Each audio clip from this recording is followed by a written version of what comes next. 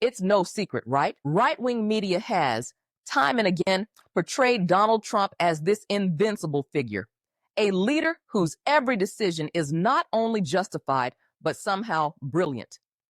Even during the financial downturns that hit, especially hard, in mid-2020, they framed these market collapses as these politically motivated attacks aiming to undermine his presidency.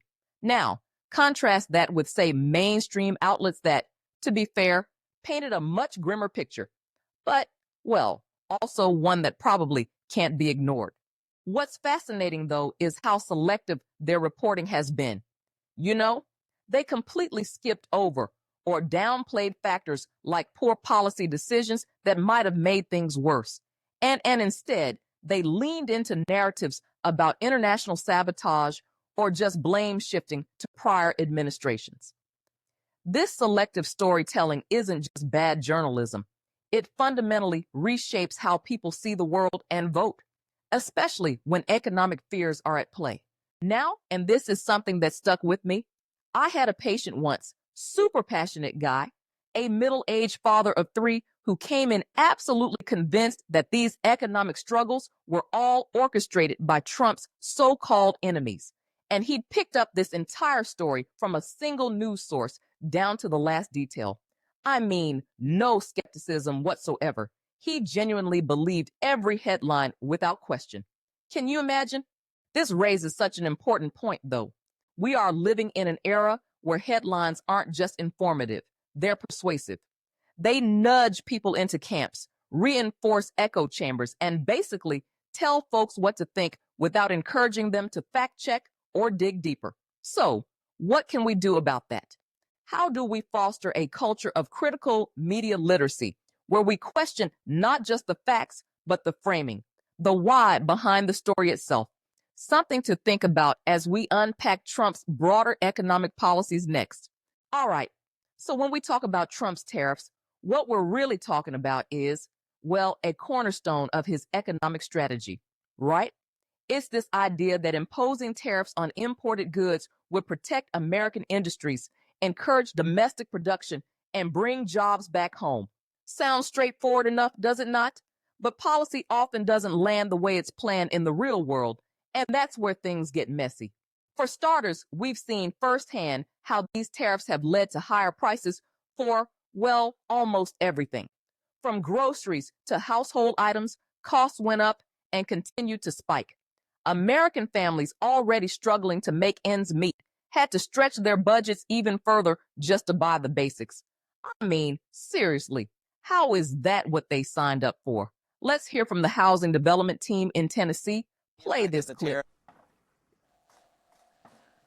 Well, I'm hopeful that that's going to be the case. I mean, obviously, you know, any increase in pricing of any type of construction material causes our consumers to be able to pay more. And a $1,000 increase on a normal home basically takes out about 10,000 consumers from being able to build a home. That's all part of our national statistics. So, you know, we are concerned about the rising prices. We are concerned about the commodities that we're using in new construction, and obviously lumber, cement, and other commodities such as that driving up prices for the consumer is going to be, you know, have an impact on our ability to be able to provide homes. Obviously, one of President Trump's goals here is to return manufacturing in greater numbers to the United States. Is it possible right now for your construction teams to only use materials made in the United States?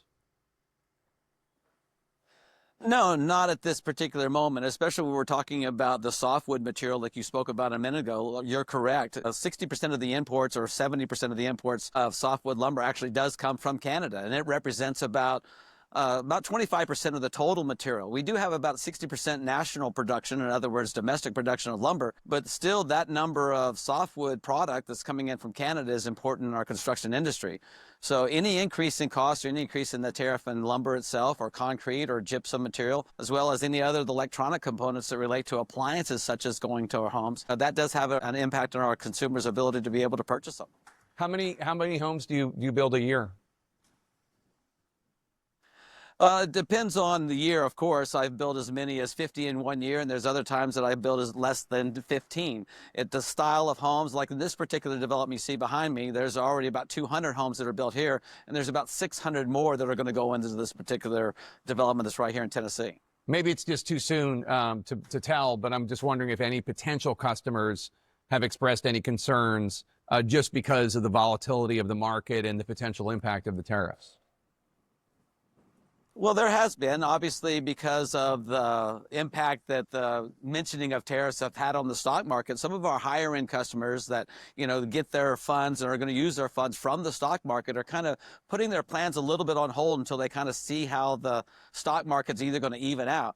They do use the money that's coming from the stock market, cashing in, like you say, their 401ks or cashing in their stocks to be able to pay for some of the construction. So they're taking a wait and see approach right now to kind of see what the stock market's going to do. And 2 or 3 of our higher end customers have just said, we're going to wait and to see what happens with these tariffs before we move forward with our construction project.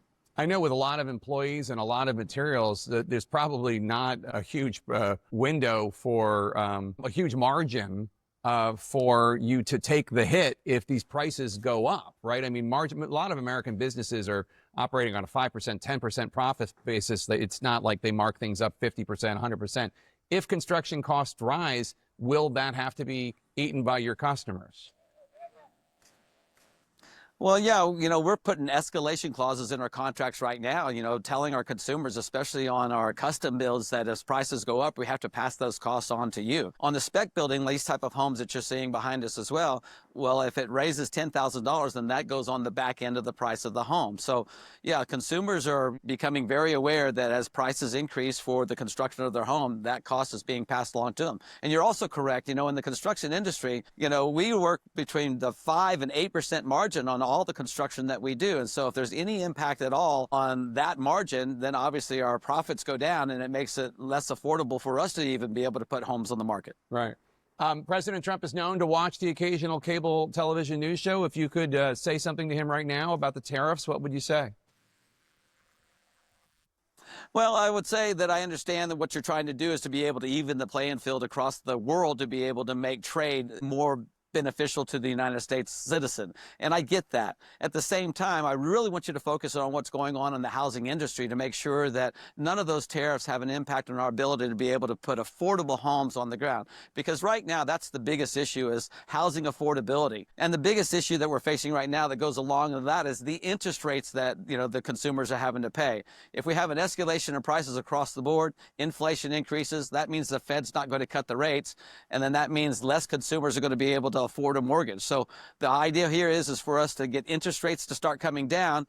That would bring more people into the market to be able to afford homes, because it does come down to a monthly payment for a lot of people, and that's part of the interest rate and their mortgage payment. The impact that the tariffs... Oh boy, where do we even begin? Think about this. Retaliatory tariffs from countries like China basically shut out U.S. agricultural products in massive markets. A lot of farmers who were already on tight margins were suddenly in the red big time. It's heartbreaking to read about hardworking families losing their farms, their livelihoods, because of politics that honestly didn't seem to consider them in the grand scheme. But here's the thing. It wasn't just about farmers. Manufacturers also bore the brunt of these policies. Tariffs on steel and aluminum, for instance, ended up driving production costs through the roof, especially for smaller companies. Businesses that couldn't absorb those costs had to pass them on to consumers or shut down altogether. And look, it's not just me saying this. Numerous studies, like those from nonpartisan economic researchers, confirm that these disruptions disproportionately hurt working and middle-class Americans more than anyone else. Now, what I find particularly interesting, or maybe frustrating, is the contradiction at the heart of it all. On one hand, Trump's narrative positioned these tariffs as a way to protect the little guy, right? American workers, small businesses, the backbone of the economy, as we like to say. But in practice, the benefits often tipped toward large corporations or didn't materialize at all, leaving a lot of people feeling, well, betrayed. At the same time, these tariffs ignited a fierce debate within the Republican Party. Some saw them as a long overdue correction to America's exploitative trade relationships. Others, though, they worried about the economic fractures these policies were creating. And it even reshaped economic populism. What started as this broad, cross-party ideal that we should push back against globalization and take care of our own was, well, hijacked into something much more nationalistic. Regions like the Heartland saw some revitalization for sure. More jobs, better infrastructure investment, but those benefits weren't evenly distributed. Meanwhile, coastal areas, manufacturing hubs, they got hit harder than expected. The imbalance became so glaring it did more to divide than unify. So while these tariffs may have made for great headlines, the legacy they've left behind is a web of unintended consequences, economic and even ideological. And the question we have to ask is this: were these fractures worth it? Now, let's look at how all of this, Trump's tariffs, his trade policies, has played out politically and financially, because the ramifications here are huge. For one, his coalition.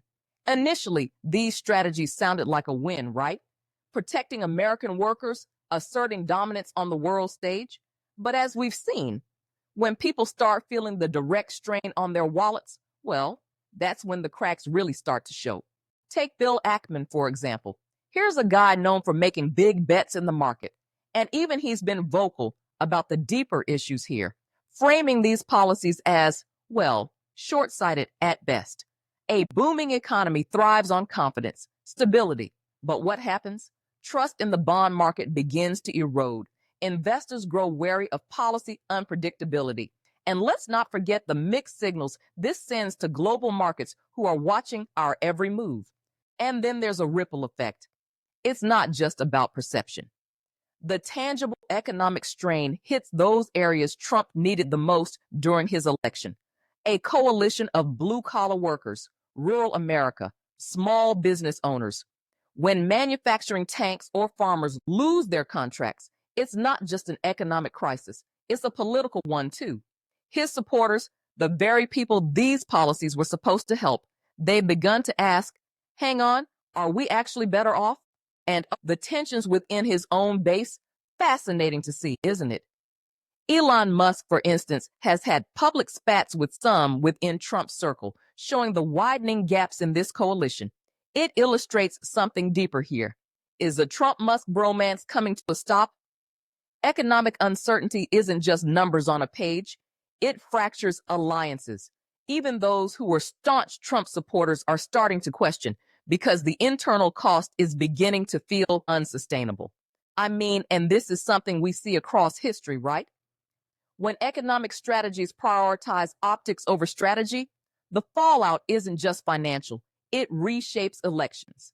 Every bond default, every lost job, every family struggling to pay grocery bills, these become votes. And those votes don't always stay the course. It's a complex, layered issue that, like I said earlier, goes beyond simple slogans and into real lives. And that, my friends, wraps up today's episode of The Real. I want to take a moment, seriously, to thank each and every one of you for tuning in. You know, your support, your engagement, it really means more than words can ever say. This platform exists because of you, because of all of us who believe that digging deeper and challenging the surface level story truly matters. If today's conversation sparks something in you, whether it's a question, a new perspective, or even just the urge to keep learning, I'd love to hear about it. Drop a comment, send a message, or even share this episode with someone in your circle. And make sure to follow us on all the usual spots because, well, let's face it, the conversation doesn't stop here. We've got more to uncover. And this is a big one. Don't forget to sign up for our email newsletter. That's where all the exclusives live. Deep dives, expert insights, and some behind-the-scenes notes from me. You can also find us on Substack and Fanbase, where we offer both free and paid subscription options. Any support there helps keep independent media alive and thriving. If you believe in media that, well, refuses to settle for just the headline, that dares to tell the truth, then come join us. Because remember, the story is never just the headline. Stay informed, stay bold, and most importantly, stay real. Until next time.